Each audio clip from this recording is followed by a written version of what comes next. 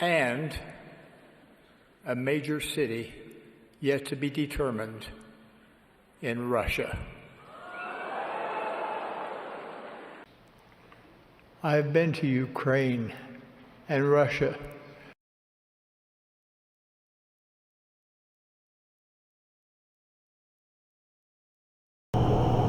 Travis Wayne Goodsell. When Putin took over Russia, he already had connections with criminal organizations, and thus becoming president of Russia, became the president of all the criminal organizations. He now was the boss of Russia, according to the criminal structure.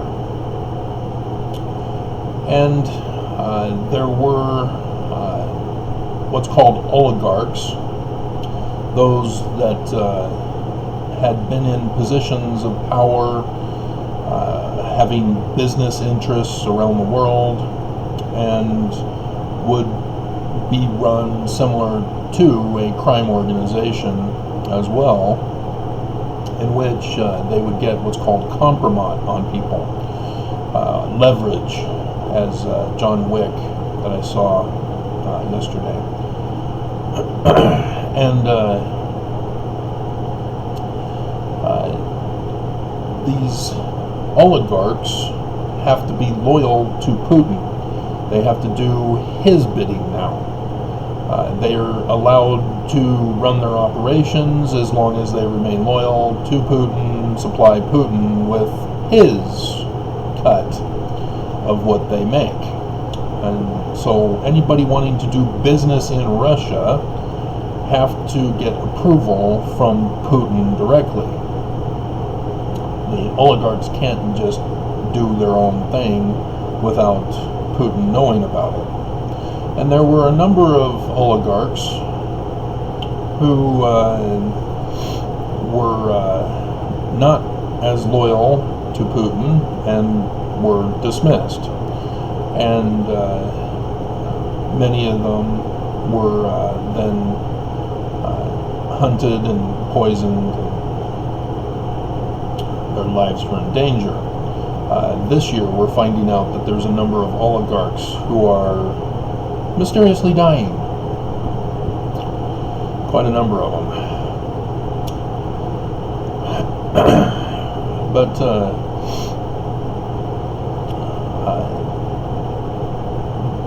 our American government has, with this war, targeted Russian oligarchs to sanction them as well as Russia and Putin's family. They're still searching for Putin's Elusive account to get his money.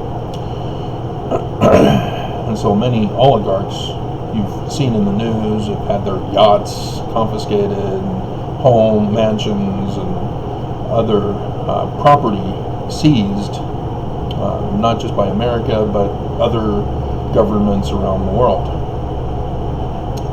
to show their disapproval for Putin's war on Ukraine, which is the great battle of the latter days, Ezekiel chapter 38.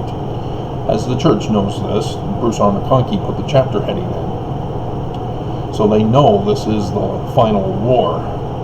We are in the latter days.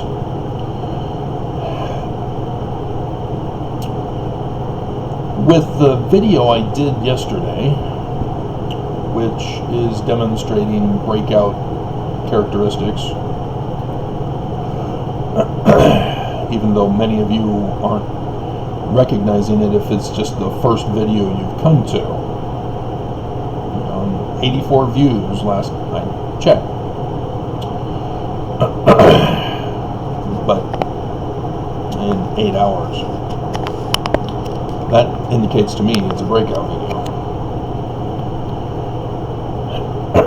So I'm expecting YouTube to shut it down anytime soon, so it doesn't get any more views. Because the church just will not leave me alone. They will not give me my freedom of speech to expose the church and their crimes.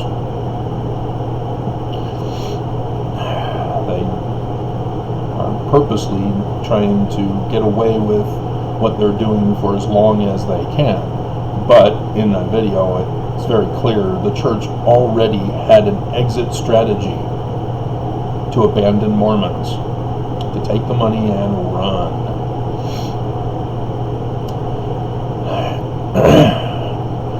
And thinking over it, there's even more that needs to be included and considered. Australia, for example, it indicates that the church has Australians put tithing and all their other donations in Australian accounts, though the concern was that there were offshore accounts.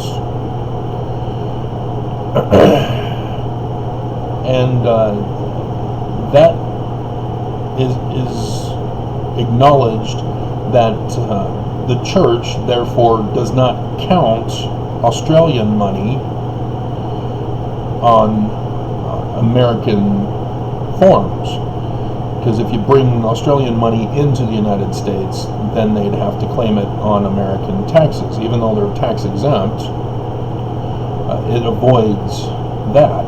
It also keeps the total asset value of the church. And so the sources of income need to then include every single country outside the United States as another source of income, that 10% and all that. The same exact financial structure in the United States is done in every single other country around the world. England, they came out and demanded that the church, ordered that the church reveal their financial information every year. And so the church only exposes England's amount for all the different sources of income from England. And so, yes, it means Russia. Russia, Russia, Russia. As the church, as I've exposed, is using tithing as a protection racket. The missionary efforts are a pyramid scam. They claim they don't have missionaries. They're ministers, not volunteers or something like that. They just changed the name of them to deceive Russia, and Russia's not fooled. There are YouTube videos about Russian officers interrogating and even arresting Mormon missionaries, despite their claim that they're not missionaries. And yet you see in one of the videos, a sister missionary brought her missionary journal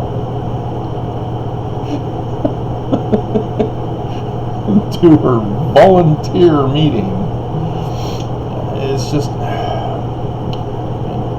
Russia is not fooled by this.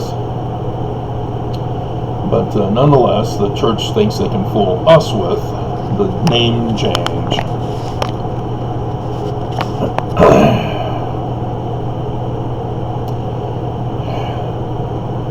And so, as tithing is a protection racket, which it's forced, I'm shocked at how many Mormons think they can gaslight me, as a born and raised Mormon who knows all of this. At 8 years old, we are now required to pay the protection racket of tithing. 10% of our wages as a slave working for the man. We're supposed to further pay to the church. And you cannot be Mormon if you don't pay. You can attend church.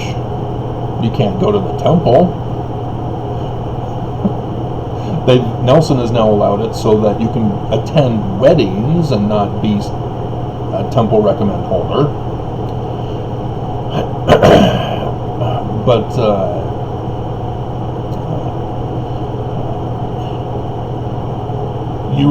it's part of the worthiness interviews. We all know this. Fast offerings are not on the worthiness interview. That's for the poor. Tithing is for worthiness. And all tithing goes for is for the offshore accounts.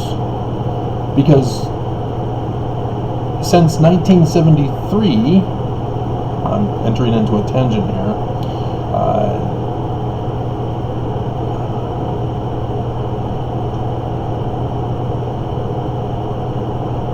so I need to write things down so I don't forget things.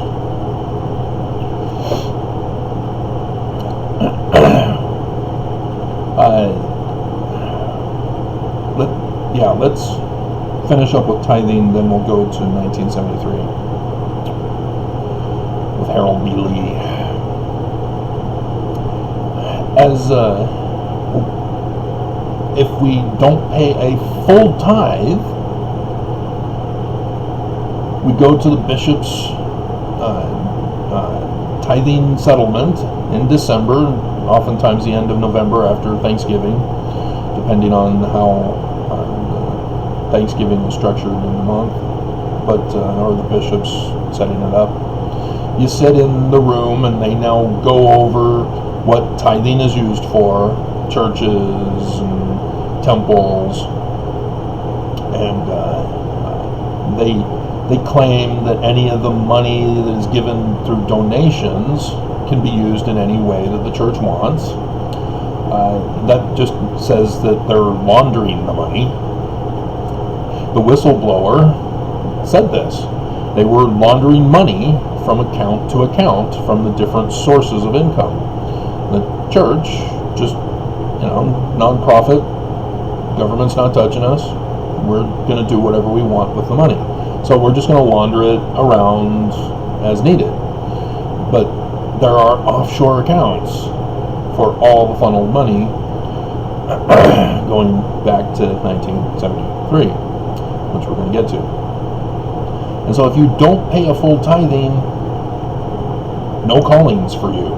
You cannot participate in church. You can't go to the temple. You can't get sealed. None of that. You are no longer a worthy Mormon. And you are shunned from the church because you are not keeping up with your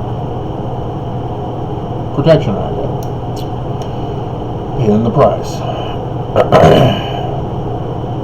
This is what the oligarchs in Russia are doing, by the way, in case you haven't made that connection. Exactly. You go to your local butcher in Russia. The cuts of meat are not very good quality. They most likely need to be recalled, as we have a big meat crisis here in America right now, with a big recall that I see is in the news. And so if you want a good cut of meat, you gotta pay extra to your butcher. The whole system of economy is structured after the leaders do the whole racket thing. You gotta pay extra for protection, for better quality, etc. That's what a protection racket is involved with. And it's like an insurance policy. Notice how the mob, after getting busted, turned into insurance companies. And now they're legal. What the hell? But, yeah, we call tithing fire insurance. No different. So 1973. Harold B. Lee, as I exposed in the video, said, we're going to abandon the church. And any debts that we owe will be paid off, and so forth. Now, as all different nations are run as the same structure, but are run separately in each country, though there's some concern that offshore accounts are involved in Australia, which, yeah, all nations, therefore, they have offshore accounts.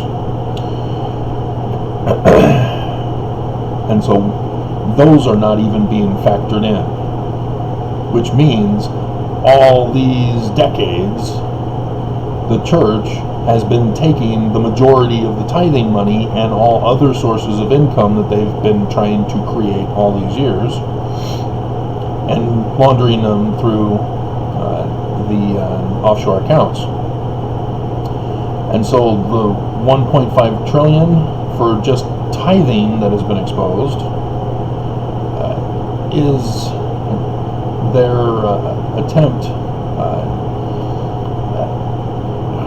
I have to watch Lars's video again, but let's see if Google has them listed in a Wikipedia page so we can find out when they began.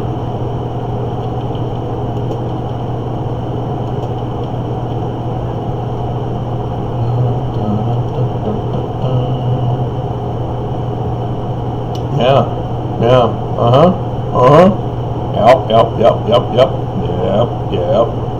Founded September 29th, 1997. It's under Hinckley.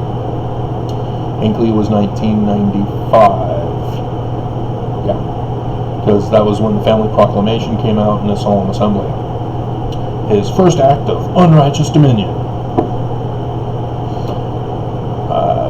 At least all Mormon priesthood holders know about that.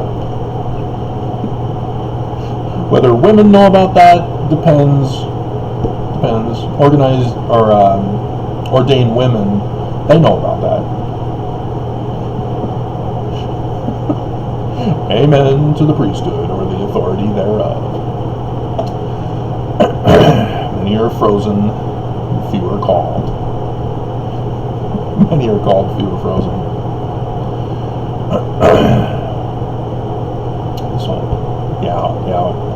So before this, they were taking the surplus money, not being spent as it should be, because my calculations yesterday were for the active 3 million Mormons. And we can go back to 73 for those calculations. So 50 years was my use in the calculations. And so Ensign Peak Advisors has only acquired 10% of the 1.5 trillion since 1997.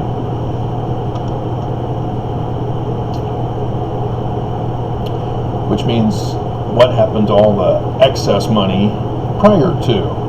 Well, that's where we're getting to 1973, the 70s and the 80s, with laundering of money into offshore accounts.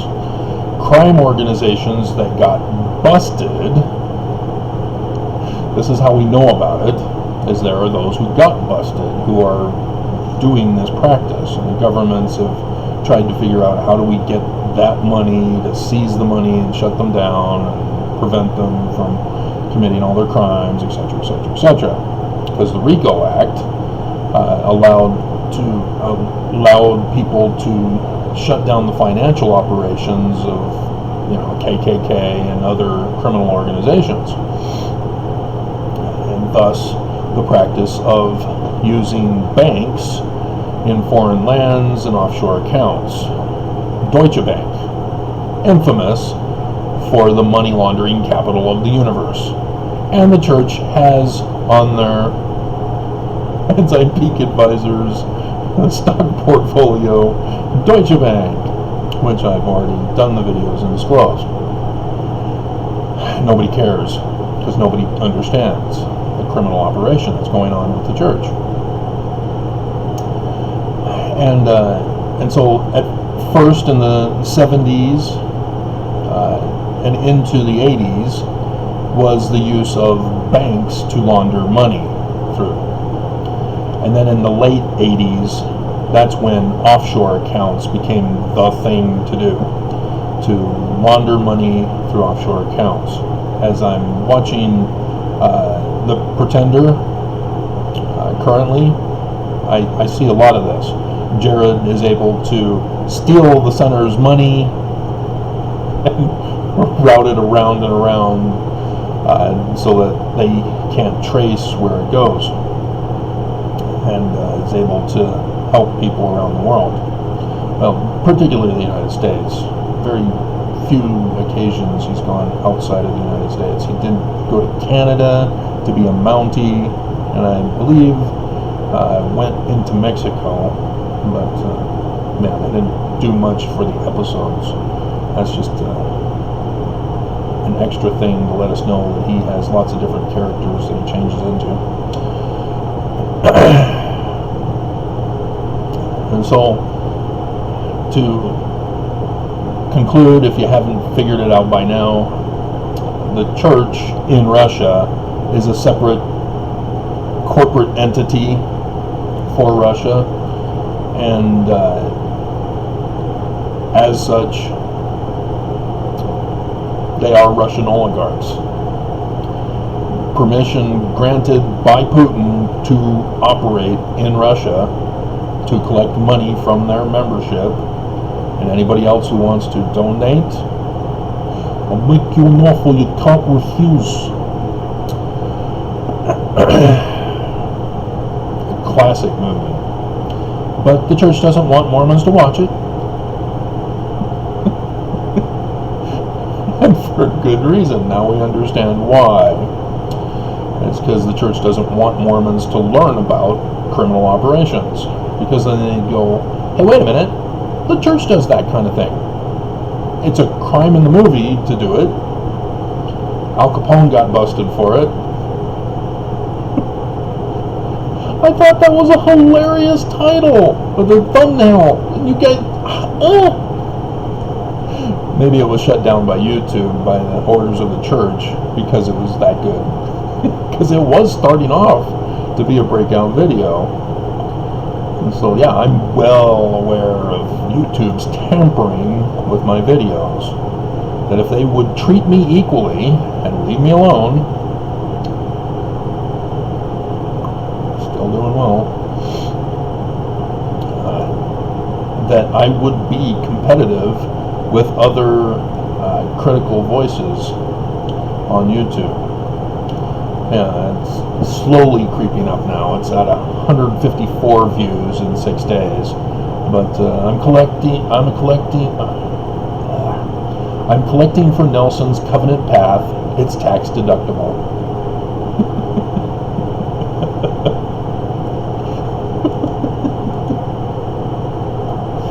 Hilarious. And there are people who do not understand The Simpsons. As I get comments, you tricked me with the title. Oh, you like to lie, don't you? You guys just don't get it. You purposely don't get it. Because you think you're gonna, expose me. And therefore the church is true. Guys. And so, yeah, the church is getting away from being sanctioned by America and other countries, as they are the elusive oligarchs. In Russia, they may not be as big. They do have a number of Marriott hotels that they would have money laundered through. Good old John Marriott. Yeah, my magic underwear saved my life. I was in a fire.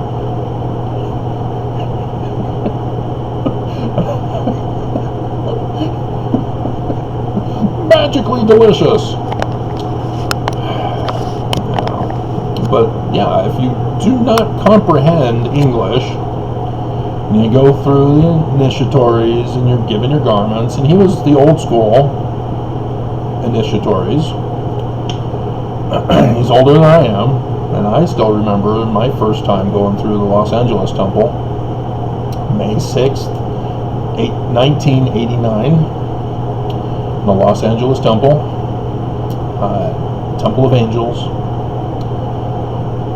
and it was the two-piece, and it was a new change because there was an officiator, an ordinance worker who put them on in the booth, giving me a wedgie. And when I got out, the escort said, he told you to tuck them in, didn't he?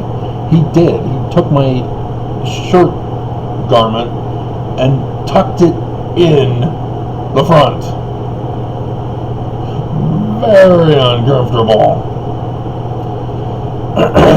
But he's old school grandpa, where, you know, they are blatant and just do it and get it over with, and try to be a tough guy. That there is nothing to that. But our younger generation is a little more sensitive because we weren't raised to be tough guys anymore. It's old school mafia attitude that was being removed from our society. So,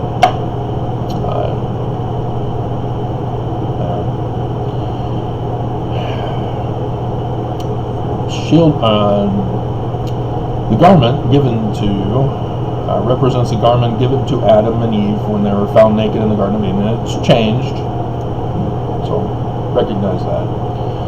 It didn't have Eve originally.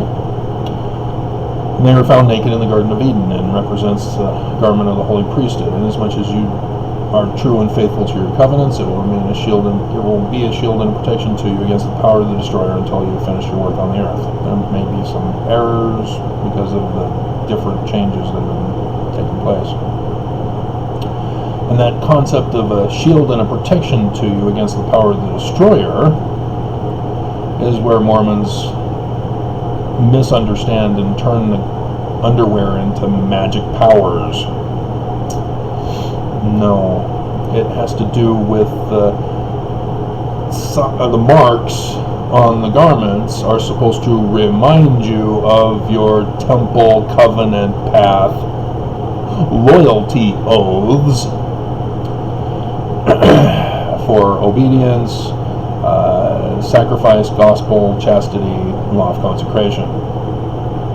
As you are presented at the veil, and you go over the marks and what they mean. That's how it's a shield and a protection to you. Keeping your temple covenants of loyalty to sacrifice your life to commit crimes on behalf of the church. To get locked up for committing crimes to protect the church. For being a slave to the church.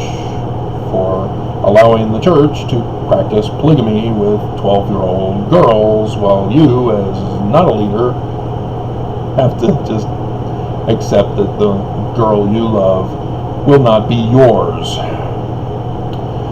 And then, of course, obedience. Women have to obey their husbands. They are slaves, sex slaves, in the church under polygamy. And thus, only for leaders. So, yeah, I have been thinking about doing a collage of Nelson's changes during his presidency. We'll see. But, yeah, Nelson is the elusive oligarch of Russia that has not been sanctioned yet by our government or any other government. Because everybody, James Huntsman, thinks tithing is a donation.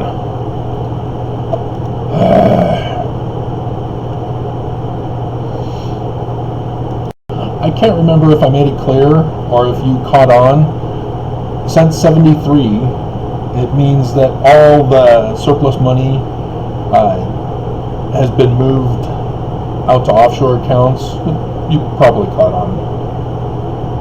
Which means that it's far more than 1.5 trillion for just tithing, as well as all the other sources of income that the churches had all around the world in offshore accounts, which is, I mean, we're talking the silo of Scrooge McDuck swimming in all that cash. We're talking massive amounts of money, the likes of which the world has never known to be laundered.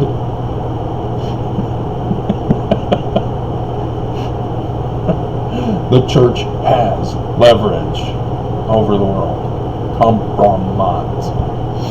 And so, yeah, even though Russia may not be as much compared to other oligarchs, and other countries likewise may not be as much as America, the concept is still the same. If you launder the money all these decades, it adds up. So, yeah, it's a big amount, massive, big league